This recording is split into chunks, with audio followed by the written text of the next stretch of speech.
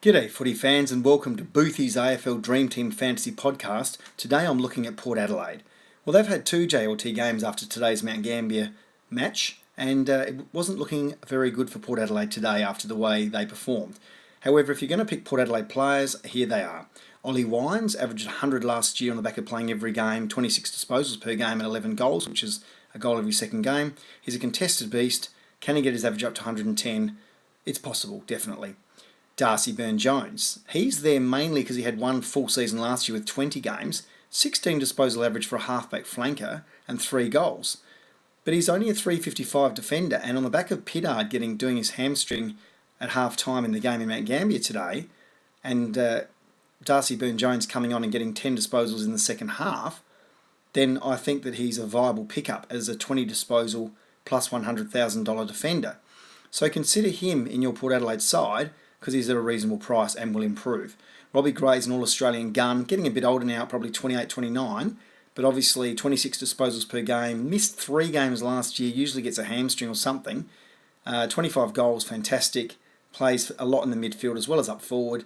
So if you want something different as a M2 or possibly M3, he's a gun, then pick Robbie Gray. Now, the next 4 on the list are all rookies or thereabouts. Dan Houston was on the list last year.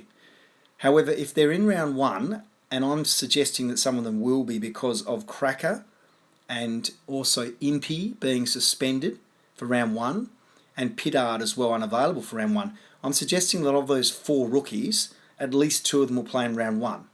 Now you can see the bottom 2 there are only 150, so they're definitely good for F6 or F7 on the bench as an emergency, or F8 even. So they are the 2 bottom ones, Brett Eddy and Dan Houston. Now, Dan Houston was on the list last year as a rookie and is turning 20 early this year. So he has had a year or 2 pre-seasons, of course. He's only a 150 player, so obviously attractive if he's in round 1. Now, he in JLT2 today got 15 disposals and 46 Dream Team points. And in JLT1, he also performed reasonably well and got over 10 possessions, and he has played both games. So watch JLT3 and then obviously see if he's in round 1. And if he's getting scores of over 50, maybe... yeah, pretty risky putting him on the field. You might want to stick him on the bench in the forward line to make you a bit of money. Now, Brett Eddy, however, is more likely to play. He finally kicked a goal today. He's getting 7 or 8 disposals and taking some marks, missing a few goals. But I don't think he's too far away from kicking a bag of, maybe 3 goals or even 4 goals. He's the guy who played at South Adelaide all last year and kicked 70 goals in the SNFL. He's been picked up by Port over the summer as a 27-year-old rookie recruit, who's obviously a quality SNFL player in the South Australian League. And of course, Schultz retiring and Butcher being delisted, it gives an opportunity for Eddy. Now, Port Adelaide are not kicking a lot of goals so far at the start of this year, but Eddy does look like a likely type, and he will definitely make you some money. I can't see why he wouldn't make you 100,000 before they have the China trip in round 8. So, Brett Eddy's a definite one. Now, Powell Pepper and Atley just going back up to the middle there again. Powell Pepper looks fantastic, and the coach has already called him a young Ollie Wines type thing. He does cost a little bit more than bargain basement at $216 as a mid-7 or mid-8. And he did get 13 disposals and 56 points in JLT2 after getting a slightly smaller score in JLT1.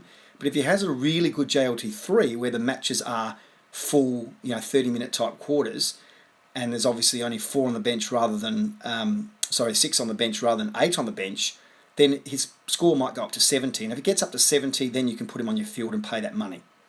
Joe Atley is an inside under-18 midfielder who was a captain of his under-18 side last year and got picked up obviously over the summer. He's a 188 midfielder, but he looked really good today. I was impressed. He got 14 disposals today in Mount Gambier with 64 Dream Team points, probably on the back of, the tackling, the marking, as well as the disposals. And if he gets picked in round 1 at 188, although you're paying a bit more, you have to put him M8, not on the bench at that price. But he did look good, and 64 in a shortened game, in a game where Port got beaten relatively comprehensively. I think he's impressive. So watch JLT3 and consider him.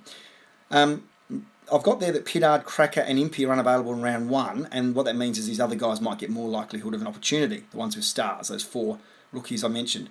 And upgrade targets to pick for round 10 after the China trip and the bye are down the bottom there, and they are Jared Polak, if he can stay injury free and get up to his form. Chad Wingard, who's getting more midfield time and is a gun, twice All-Australian. And Jarman Impey, who's 55 matches now and will start getting more time up the ground. Good luck. Please subscribe. Bye for now.